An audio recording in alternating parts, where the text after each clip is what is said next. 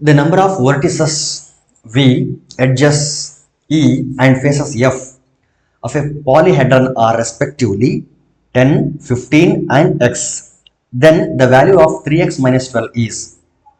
ನೋಡಿ, old question ಪೇಪರ್ನ solve ಮಾಡೋಂಥ ಒಂದು ಪ್ರಾಫಿಟ್ ಏನು, ಒಂದು ಲಾಭ ಏನು ಅಂತಂದರೆ, ಸಿಮಿಲರ್ ಕ್ವಶನ್ಸು ಅಥವಾ ಸೇಮ್ ಕ್ವಶನ್ಸ್ ರಿಪೀಟ್ ಆಗೋಂಥ ಚಾನ್ಸಸ್ ಜಾಸ್ತಿ ಇದೆ. ನೋಡಿ, ಇದೇ 2024ನೇ, ಇದು ಕೂಡ 2024 ಕ್ವಶನ್ ಪೇಪರನ್ನೇ already 2024 CTET question paper solve ಮಾಡುವಾಗ ಇದೇ ರೀತಿಯ ಒಂದು ಕ್ವಶನ್ ಆಲ್ರೆಡಿ ನಾನು ಸಾಲ್ವ್ ಮಾಡಿದೆ. ನೋಡಿ, same question, similar question, same question ಅಲ್ಲ, ಸಿಮಿಲರ್ ಕ್ವಶನ್ ರಿಪೀಟ್ ಆಗಿದೆ. ಇಲ್ಲಿ ಏನೇನು ಕೊಟ್ಟಿದ್ದಾರೆ? ಇಲ್ಲಿ ವರ್ಟಿಸಸ್ ಕೊಟ್ಟಿದ್ದಾರೆ 10 ಅಂತ, ಎಡ್ಜಸ್ ಕೊಟ್ಟಿದ್ದಾರೆ 15 ಅಂತ, ಫೇಸಸ್ ಕೊಟ್ಟಿದ್ದಾರೆ ಎಕ್ಸ್ ಅಂತ. ನಾವು ಇದನ್ನ ಫೈಂಡ್ ಮಾಡಿ 3x - 12ನ ಫೈಂಡ್ ಮಾಡಬೇಕು. ಸೊ ಒಂದು ರಿಲೇಷನ್ ಆಲ್ರೆಡಿ ನಾನು ಹೇಳಿದ್ದೆ, ಫೇಸಸ್ಸು, ವರ್ಟಿಸಸ್ಸು ಮತ್ತು ಎಡ್ಜಸ್ ನಡುವೆ ಒಂದು ರಿಲೇಷನ್ನ ಬಿಲ್ಡ್ ಮಾಡೋಂಥ ಒಂದು ಇಕ್ವೇಶನ್ ಇದೆ, ಗ್ರಾಫ್ ಥಿಯರಿನಲ್ಲಿ ಬರುತ್ತೆ ಅಂತ. ಅದೇನು ಅಂತಂದ್ರೆ F plus V equal to E plus two, F plus V equals to E plus two ಅಂತ. ವ್ಯಾಲ್ಯೂಸ್ನ ಸಬ್ಸ್ಟಿಟ್ಯೂಟ್ ಮಾಡಿ ಸಿಂಪ್ಲಿಫೈ ಮಾಡಿದ್ರೆ we will get X. So F ಅಂದರೆ ಎಕ್ಸ್, ವರ್ಟಿಸಸ್ ಅಂದರೆ 10, ಎಡ್ಜಸ್ ಅಂದರೆ 15 plus 2. So X equal to 15 plus 2 17, 10 ಈ ಕಡೆ ಬಂದರೆ -10, therefore x ಈಕ್ವಲ್ ಟು 7. 7ನ ಇದರಲ್ಲಿ ಸಬ್ಸ್ಟಿಟ್ಯೂಟ್ ಮಾಡಿ. 3 × 7 - 12, 3 × 21 -12, ಅಲ್ಲಿಗೆ ಆನ್ಸರ್ ಎಷ್ಟು? 9. therefore third option correct.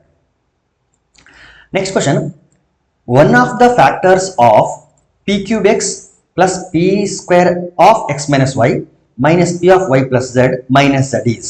So ಇದರ ಒಂದು ಫ್ಯಾಕ್ಟರ್ ಯಾವುದು ಅಂತ ಕೇಳಿದೆ. ಕೊಟ್ಟಿರೋಂಥ ಎಕ್ಸ್ಪ್ರೆಷನ್ ಏನಿದೆ ಅಂತಂದ್ರೆ, ಅಥವಾ ಪಾಲಿನಾಮಿಯಲ್ ಏನಿದೆ ಅಂತಂದ್ರೆ, p cube x plus p square of x minus y minus p of y plus z minus z ಅಂತ ಇದೆ.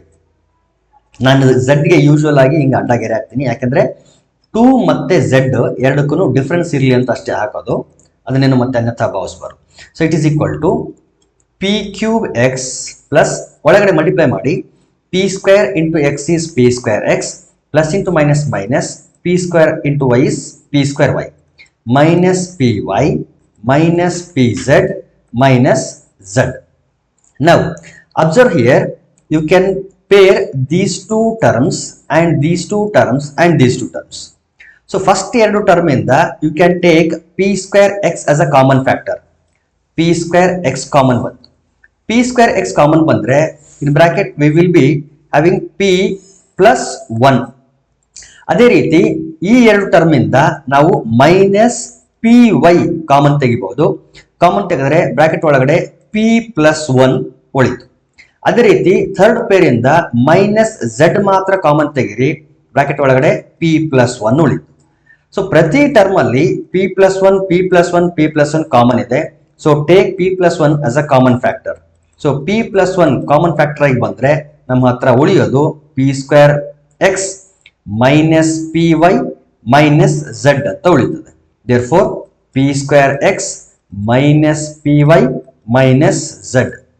therefore p plus 1 ಅನ್ನೋದು ಒಂದು factor, p square x minus P Y minus Z ಅನ್ನೋದು ಇನ್ನೊಂದು factor. So ಇದು option ಅಲ್ಲಿ ಇದೆ, p square x minus P Y minus Z. therefore fourth option is the correct option. Next question is, if a 8 digit number, ಒಂದು 8 digit number ಕೊಟ್ಟಿದ್ದಾರೆ, ಯಾವುದಂದ್ರೆ 9471x9y2 ಅಂತ. It is a 8 digit number and is divisible by 72. ಈ number 72 ಇಂದ divisible. Then which of the following statements is not true ಅಂತ ಕೊಟ್ಟಿದ್ದಾರೆ. ಇದು ಬಹಳ ಇಂಪಾರ್ಟೆಂಟ್. ನಮಗೆ ಟ್ರೂ ಬೇಕಾಗಿಲ್ಲ, ನಾಟ್ ಟ್ರೂ ಸ್ಟೇಟ್ಮೆಂಟ್ ಬೇಕಾಗಿರೋದು. ಈಗ ಕೊಟ್ಟಿರೋಂಥ ಒಂದು 8 ಡಿಜಿಟ್ ನಂಬರ್ ಯಾವುದು ಅಂತಂದ್ರೆ 9471x9y2. This number is divisible by 72. 72 ನ ಫ್ಯಾಕ್ಟರ್ಸ್ ಯಾವ್ಯಾವುದು? 72 ನ ಸಪೋಸ್ ನಾವೇನಂತ ಬರಿಬಹುದು ಅಂತಂದ್ರೆ 8×9=72 ಅಂತ ಬರೆಯುವುದು, ಅಂದ್ರೆ 8 9s are 72 ಅಂತ. ಇದನ್ನ ಯಾಕೆ ಇದೇ ರೀತಿ ಬರಿಬಹುದು ಅಂತಂದ್ರೆ, ಬರಿಬೇಕು ಅಂತಂದ್ರೆ ಬೇರೆ ಬೇರೆ ರೀತಿನೂ ಬರಿಬಹುದು, ಆದ್ರೆ ನಾನು ಡಿವಿಸಿಬಿಲಿಟಿ ರೂಲ್ ಅನ್ನ ಇಲ್ಲಿ ಯೂಸ್ ಮಾಡ್ಕೊಳ್ತೀನಿ. ಡಿವಿಸಿಬಿಲಿಟಿ ರೂಲ್ ಆಫ್ 9 ಏನಿದೆ ಅದನ್ನ ಫಸ್ಟ್ ನಾನು ಇಲ್ಲಿ ಯೂಸ್ ಮಾಡ್ಕೊಳ್ತಿದ್ದೀನಿ. ಅದಕ್ಕೆ ಯಾಕಂದ್ರೆ ಈ ನಂಬರ್ 72 ಇಂದ ಡಿವೈಡ್ ಆಗಬೇಕು ಅಂದ್ರೆ it should be divisible by both 8 as well as 9. ಎರಡು ನಂಬರ್ ಇಂದ ಡಿವೈಡ್ ಆಗಬೇಕು. So if this should be divisible by 9, so it should ಒಬೇ the divisibility rule of 9. So 9 ಇಂದ ಡಿವೈಡ್ ಆಗಬೇಕು ಅಂತಂದ್ರೆ ಡಿವಿಸಿಬಿಲಿಟಿ ರೂಲ್ ಏನಿದೆ 9 ಅದನ್ನ ಒಬೇ ಮಾಡಬೇಕು. ಏನಿದೆ ಡಿವಿಸಿಬಿಲಿಟಿ ರೂಲ್ ಅಂತಂದ್ರೆ ಕೊಟ್ಟಂತ ನಂಬರ್ ಅಲ್ಲಿ ಇರ್ತಕ್ಕಂಥ ಡಿಜಿಟ್ ಗಳನ್ನ ಸಮ್ ಆಡ್ ಮಾಡಿದ್ರೆ ಅದು 9 ಇಂದ ಡಿವೈಡ್ ಆಗ್ತಿರ್ಬೇಕು. ಆ ರೀತಿ ಡಿವೈಡ್ ಆದ್ರೆ ಮಾತ್ರ ಕೊಟ್ಟಂತ ನಂಬರ್ 9 ಇಂದ ಕಂಪ್ಲೀಟ್ ಆಗಿ ಡಿವೈಡ್ ಆಗುತ್ತೆ. ಸೊ ಆ ಒಂದು ರೂಲ್ ಅನ್ನು ನಾನು ಏನ್ ಮಾಡ್ತಿದ್ದೀನಿ ಇಲ್ಲಿ ಅಪ್ಲೈ ಮಾಡ್ತಿದ್ದೀನಿ. ಅದರ ಸಲುವಾಗಿ 72ನ 8 9s ಅಂತ ಅನ್ಕೊಳ್ತೀನಿ. ಬೇಕಿದ್ರೆ ನೀವು ಬೇರೆ ತರ ಅದನ್ನ ಎಕ್ಸ್ಪ್ರೆಸ್ ಮಾಡಿ ಅಲ್ಲೂ ಕೂಡ ಏನಾದ್ರೂ ವರ್ಕ್ ಆಗುತ್ತಾ ಅಂತ ನೋಡ್ಬೋದು. This not the only way to solve this question, ಅದನ್ನ ನೆನ್ಪಿಡ್ಬೇಕು. ಸೊ ಈಗ ಡಿಜಿಟ್ ಗಳನ್ನ ಏನ್ ಮಾಡೋಣ, ಆಡ್ ಮಾಡೋಣ. 9 + 4 + 7 + 1 + x + 9 + y + 2 ಡಿಜಿಟ್ ಗಳನ್ನ ಆಡ್ ಮಾಡಿ. 9 + 4 13, 13 + 7 20 + 1 21 + 9 30 + 2 32. ಸೊ 32 ಆಯ್ತು. ಬಿಟ್ರೆ ಎಕ್ಸ್ ಒಂದು ಟರ್ಮ್ ಇದೆ, ಒಂದು ಡಿಜಿಟ್ ಇದೆ, ವೈ ಅಂತ ಇನ್ನೊಂದು ಡಿಜಿಟ್ ಇದೆ. ಸೊ ಎಕ್ಸ್ ಮತ್ತು ವೈ ಯಾವ ಪಾಸಿಬಿಲಿಟೀಸ್ ತಗೊಳ್ಬಹುದು ಅಂತ ಈಗ ಆಪ್ಷನ್ಸ್ ತಗೊಂಡು ನೋಡೋಣ. ಸಪೋಸ್ ಫಸ್ಟ್ ಆಪ್ಷನ್ಸ್ ತಗೊಂಡ್ರೆ ಎಕ್ಸ್ ಎಷ್ಟು ತಗೋಬೇಕು, ನಾನು 3 ತಗೋಬೇಕು, ವೈ 1 ತಗೋಬೇಕು. ಸೊ 32 + 3 + 1 ಎಷ್ಟಾಯ್ತು ಅಲ್ಲಿಗೆ? 32 + 3 ಅಂದ್ರೆ 35, 35 + 1 ಅಂದ್ರೆ 36. So 36 is divisible by 9. So problem ಇಲ್ಲ, ನನಗೆ ಬೇಕಾಗಿರೋದು ನಾಟ್ ಟ್ರೂ ಅಂತ. Of course it may not be the answer, ಯಾಕಂದ್ರೆ ನಾಟ್ ಟ್ರೂ ಅಂತ ಆಗಿದೆ. ಇಲ್ಲಿ 36 ಡಿವಿಸಿಬಲ್ ಬೈ 9, ಅಲ್ಲೂ ಕೂಡ ಡಿವಿಸಿಬಲ್ ಅಂತ ಹೇಳಿದ್ದು. ಸೊ ನನಗೆ ನಾಟ್ ಬೇಕಾಗಿರೋದ್ರಿಂದ it is a true statement, ನನಗೆ ಫಾಲ್ಸ್ ಸ್ಟೇಟ್ಮೆಂಟ್ ಬೇಕಾಗಿರೋದು. ಓಕೆ, ಈಗ ಸೆಕೆಂಡ್ ಆಪ್ಷನ್ ನೋಡೋಣ. ಸೆಕೆಂಡ್ ಆಪ್ಷನ್ ಅಲ್ಲಿ ಎಕ್ಸ್ 8 ತಗೋಬೇಕು, ವೈ 5 ತಗೋಬೇಕು. 32 + 8 + 5, 32 + 8 ಅಂದ್ರೆ 40 ಆಯಿತು. 40 + 5 ಅಂದ್ರೆ 45. 45 is divisible by 9. So it is also A true statement. ಈಗ ಥರ್ಡ್ ಆಪ್ಷನ್ ನೋಡೋಣ. 32 + 4 9, 4 + 9, 32 + 4 ಅಂದ್ರೆ 36, 36 + 9 ಅಂದ್ರೆ again 45. 45 is divisible by 9, therefore it is also a true statement. ಈಗ ಲಾಸ್ಟ್ ಆಪ್ಷನ್ ತಗೊಂಡು ನೋಡೋಣ, fourth one. Suppose fourth one ಕೂಡ ಟ್ರೂ ಸ್ಟೇಟ್ಮೆಂಟ್ ಬಂತು ಅಂತಂದ್ರೆ ನಾನು ನೆಕ್ಸ್ಟ್ ಎಲ್ಲಿಗೆ ಹೋಗ್ಬೇಕು ಅಂದ್ರೆ ಡಿವಿಸಿಬಿಲಿಟಿ ರೂಲ್ ಆಫ್ 8 ಹೋಗ್ಬೇಕು. ಇಲ್ಲೇ ನನಗೆ ಆನ್ಸರ್ ಸಿಕ್ಕರೆ ಪ್ರಾಬ್ಲಮ್ ಇಲ್ಲ, ಇಲ್ಲ ಅಂತಂದ್ರೆ ಡಿವಿಸಿಬಿಲಿಟಿ ರೂಲ್ ಆಫ್ 8. ಇದು ಆಗ್ಲಿಲ್ಲ ಅಂತಂದ್ರೆ ಮತ್ತೆ 72ನ ಬೇರೆ ರೀತಿಯಲ್ಲಿ ಎಕ್ಸ್ಪ್ರೆಸ್ ಮಾಡಕ್ ಟ್ರೈ ಮಾಡ್ಬೇಕು ನಾನು. ಈಗ 32 + x ಅಂದ್ರೆ 9 + y ಅಂದ್ರೆ 5. ಈಗ ಆಡ್ ಮಾಡಿ. 32 + 9 ಅಂದ್ರೆ 41, 41 + 5 ಅಂದ್ರೆ 46. But 46 is not divisible by 9. So ನಮಗೂ ಕೂಡ ಬೇಕಾಗಿರೋದು ಅದೇನೆ, ನಾಟ್ ಟ್ರೂ ಸ್ಟೇಟ್ಮೆಂಟ್ ಬೇಕಾಗಿರೋದು. Therefore it is false. So ನಮ್ಗೆ ಬೇಕಾಗಿರೋದು ಕೂಡ ನಾಟ್ ಟ್ರೂ ಆಗಿರೋದ್ರಿಂದ this is the required answer. Next question is, a shopkeeper sells an article for rupees 324 after giving a discount of 28% on its market price. The cost price of the article is rupees 300. If he sells the article by giving 18% discount on its same market price, then what will be the profit percent ಅಂತ ಕೇಳಿದ್ದಾರೆ. ಇದನ್ನ ಒಂದು ಸ್ವಲ್ಪ step by step solve ಮಾಡೋಣ. A shopkeeper sells an article for rupees 320 ಅಂತ ಇದೆ. So selling price ಎಷ್ಟಿದೆ? rupees 324. Selling price is rupees 324 ಇದೆ. Okay, after giving a discount of 28% on its market price. Market price ಎಷ್ಟಿದೆ ಅಂತ ಗೊತ್ತಿಲ್ಲ ನಮಗೆ. Suppose market price ಏನಾದರೂ 100 ಆಗಿದ್ರೆ, ಪರ್ಸೆಂಟ್ ಅಲ್ಲಿ ಹೇಳಿರೋದ್ರಿಂದ ಮಾರ್ಕೆಟ್ ಪ್ರೈಸ್ ಏನಾದರೂ 100 ಆಗಿದ್ರೆ ಅವಾಗ ಡಿಸ್ಕೌಂಟ್ ಎಷ್ಟು ಕೊಡ್ತಾನೆ ಅವನು ಅಂತಂದ್ರೆ 28 ರೂಪೀಸ್ ಕೊಡ್ತಾನೆ. ಡಿಸ್ಕೌಂಟ್ 28 ರೂಪೀಸ್ ಕೊಟ್ಟ ಅಂತಂದ್ರೆ ನೋಡಿ, ಮಾರ್ಕೆಟ್ ಪ್ರೈಸ್ ಅಂದ್ರೆ ಒಂದು ಆರ್ಟಿಕಲ್ ತಗೊಂಡಿದೆ. ಸಪೋಸ್ ಇದು ಯಾವುದೋ ಒಂದು ಆರ್ಟಿಕಲ್ ಇದೆ ಅಂತ ಅನ್ಕೊಂಡ್ರೆ, ಇದನ್ನ ಅವನು ಆಕ್ಚುಲಿ ಕೊಂಡ್ಕೊಂಡು ಬರೋದು ಎಷ್ಟು ಕೊಂಡ್ಕೊಂಡು ಬರ್ತಾನೆ ಗೊತ್ತಿಲ್ಲ. ಇಲ್ಲಿದೆ actually cost price of an article is 300.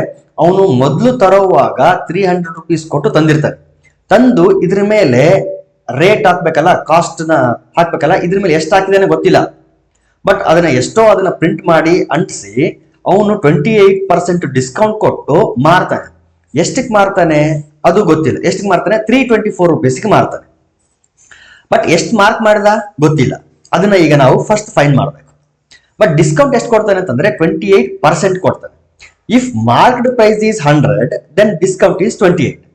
ಹಾಗಾದ್ರೆ ಈ ಕಂಡೀಷನ್ ಅಲ್ಲಿ ಅಂದ್ರೆ ಮಾರ್ಕ್ ಪ್ರೈಸ್ 100 ಇದ್ದಾಗ ಸೆಲ್ಲಿಂಗ್ ಪ್ರೈಸ್ ಎಷ್ಟಿರುತ್ತೆ ಅಂತಂದ್ರೆ 72 ಇರ್ತದೆ. ಈ ಕಂಡೀಷನ್ ಮಾತ್ರ ಪರ್ಸೆಂಟೇಜ್ ಅಲ್ಲಿ ನಾನು ಮಾತಾಡ್ತಾ ಇದ್ದಾಗ. ಸೊ ಮಾರ್ಕ್ ಪ್ರೈಸ್ 100 ಇದ್ದಾಗ ಡಿಸ್ಕೌಂಟ್ 28 ಇದ್ದಾಗ ಸೆಲ್ಲಿಂಗ್ ಪ್ರೈಸ್ ಎಷ್ಟು ಬರುತ್ತೆ ಅಂದ್ರೆ 72. ಹೆಂಗ್ ಬಂತು ಅಂತಂದ್ರೆ 100 - 28. ಸೊ 100 - 28 ಅಂದ್ರೆ 72 ಬಂತು. ಈಗ ಇಷ್ಟನ್ನ ಯೂಸ್ ಮಾಡ್ಕೊಂಡು ನಾವೇನ್ ಫೈಂಡ್ ಮಾಡೋಣ ಅಂತಂದ್ರೆ ಮಾರ್ಕ್ಡ್ ಪ್ರೈಸ್ ಅಂದ್ರೆ ಅವನು 300 ಕೊಟ್ಟು ಆರ್ಟಿಕಲ್ ನ ತಗೊಂಡ್ ಬಂದು ಅದ್ರ ಮೇಲೆ ಎಷ್ಟು ಮಾರ್ಕ್ ಮಾಡಿದ ಅನ್ನೋದನ್ನ ಫಸ್ಟ್ ಕ್ಯಾಲ್ಕುಲೇಟ್ ಮಾಡೋಣ. ಒಂದ್ ಕಡೆ ಸೆಲ್ಲಿಂಗ್ ಪ್ರೈಸ್ ತಗೊಳ್ರಿ, ಇನ್ನೊಂದ್ ಕಡೆ ಮಾರ್ಕ್ಡ್ ಪ್ರೈಸ್ ತಗೊಳ್ರಿ. ಸೆಲ್ಲಿಂಗ್ ಪ್ರೈಸ್ 100 ಇದ್ದಾಗ ಸೆಲ್ಲಿಂಗ್ ಪ್ರೈಸ್ 72 ಇದ್ದಾಗ ಸೆಲ್ಲಿಂಗ್ ಪ್ರೈಸ್ 72 rupees ಇಲ್ಲಿದೆ. ಸೆಲ್ಲಿಂಗ್ ಪ್ರೈಸ್ 72 ಇದ್ದಾಗ ಮಾರ್ಕ್ಡ್ ಪ್ರೈಸ್ ಎಷ್ಟಿದೆ? 100 ಇದೆ.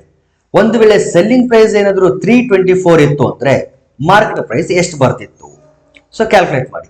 ಎಷ್ಟು ಬರುತ್ತೆ ಅಲ್ಲಿಗೆ? ಅದು 324 × 100 ಡಿವೈಡೆಡ್ ಬೈ 72. ಈಗ 3 ಇಂದ ಡಿವೈಡ್ ಆಗುತ್ತೆ ಅನ್ಸುತ್ತೆ. ಎಸ್, 3 ಇಂದ ಡಿವೈಡ್ ಆಗುತ್ತೆ. Yes, 3 2s are 6, 3 4s are 12, 3 1s are 3, 3 0s are 3 8s are 24. Again 3 8s are 24, 3 3s are 9, 3 6s are 18, 4 2s are 8, 4 9s are 36, 2 1s are 2 50s are. So multiply ಮಾಡಿ 9 ಮತ್ತು 15 multiply ಮಾಡಿದ್ರೆ 9 5 45 450 ರೂಪಾಯಿ ಅಂದ್ರೆ 300 ರೂಪಾಯಿ ಕೊಟ್ಟು ತಂದು ಇದ್ರ ಮೇಲೆ ಪ್ರಿಂಟ್ ಮಾಡಿ ಎಷ್ಟು ರೂಪಾಯಿ ಅಂತ ಹಾಕ್ತಾನೆ ಅವನು? 450 ರೂಪಾಯಿ ಅಂತ ಹಾಕ್ತಾನೆ. This is the actual marked price of the article. 450 ರೂಪಾಯಿ ಅಂತ ಹಾಕ್ತಾನೆ. 450 ರೂಪಾಯಿ ಅಂತ ಹಾಕಿ ಎಷ್ಟಕ್ಕೆ ಮಾರ್ತಾನೆ ಅಂತಂದ್ರೆ 324 ರೂಪಾಯಿಗೆ ಮಾರ್ತಾನೆ. ಈ ಕ್ವಶನ್ ಏನು ಅಂತಂದ್ರೆ, if he sells the article by giving 18% discount on its same marked price. Marked price ಎಷ್ಟಿದೆ? 450 ರೂಪಾಯಿ ಇದೆ. ಈ ಮಾರ್ಕ್ಡ್ ಪ್ರೈಸ್ ನ 18% ಡಿಸ್ಕೌಂಟ್ಗೆ ಒಂದು ವೇಳೆ ಅವನು ಮಾರಾಟ ಮಾಡಿದ್ರೆ ಅವನ ಪ್ರಾಫಿಟ್ ಪರ್ಸೆಂಟ್ ಎಷ್ಟಿರ್ತಿತ್ತು ಅಂತ ಕೇಳ್ತಾನೆ. ಓಕೆ, ಈಗ ಮಾರ್ಕ್ಡ್ ಪ್ರೈಸ್ ನ 18% ಕಂಡುಹಿಡಿಬೇಕೀಗ. ಸೊ 450 ಇದೆ, ಅದರ 18% ಅಂತಂದ್ರೆ 18/100. 0 0 ಕ್ಯಾನ್ಸಲ್ ಆಗ್ಲಿ. 2 5s are 10, 2 9s are 18, 5 1s are 5 9s are. So 9 9s are 81. ಎಷ್ಟು ರೂಪಾಯಿ ಡಿಸ್ಕೌಂಟ್ ಕೊಟ್ಟಂಗೆ ಆಗ್ತದೆ? 81 ರೂಪಾಯಿ ಡಿಸ್ಕೌಂಟ್ ಕೊಟ್ಟಂಗೆ ಆಗ್ತದೆ. 81 ರೂಪಾಯಿ ಡಿಸ್ಕೌಂಟ್ ಕೊಟ್ರೆ ಅವನು ಆಕ್ಚುಲಿ ಮಾರಾಟ ಮಾಡೋದು ಎಷ್ಟಕ್ಕಾಗಾದ್ರೆ 450 ರೂಪಾಯಿ ಅಂತ ಪ್ರಿಂಟ್ ಮಾಡಿದ್ದಾನೆ. 81 ರೂಪಾಯಿ ಡಿಸ್ಕೌಂಟ್ ಕೊಡ್ತಾನೆ. ಹಾಗಾದ್ರೆ ಸೆಲ್ ಮಾಡೋದು ಎಷ್ಟು ರೂಪಾಯಿ ಆಗ್ತದೆ? 10ರಲ್ಲಿ 1 ಹೋದ್ರೆ 9, 4 ಆಗಿರ್ತದೆ. 14ರಲ್ಲಿ 8 ಹೋದ್ರೆ 6, ಇದು 3. ಸೊ ಎಷ್ಟಕ್ಕೆ ಮಾರಿದಂಗೆ ಆಗ್ತದೆ ಅಂತಂದ್ರೆ 369 ರೂಪಾಯಿಗೆ ಮಾರಿದಂಗೆ ಆಗ್ತದೆ. ಅವನು ಕೊಂಡ್ಕೊಂಡು ಬಂದಿದ್ದು 300 ರೂಪಾಯಿಗೆ, ಮಾರಾಟ ಮಾಡ್ತಿರೋದು 369 ರೂಪಾಯಿಗೆ. ಹಾಗಾದ್ರೆ ಪ್ರಾಫಿಟ್ ಎಷ್ಟಾಯ್ತು? 69 ರೂಪಾಯಿ ಪ್ರಾಫಿಟ್ ಆಯ್ತು. ನನಗೆ ಬೇಕಾಗಿರೋದು profit percent. Profit percent equals to profit divided by cost price into 100. So 0 0 cancel. 3 1s are 3 2s are 6, 3 3s are 9. 23% profit ಆಗ್ತದೆ ಅಂತ. So option 4 correct. ಸೊ ಬಹಳ ಏನಂದ್ರೆ ಥಿಂಕ್ ಮಾಡಿ ಆನ್ಸರ್ ಮಾಡೋಂಥ ಒಂದು ಕ್ವಶನ್.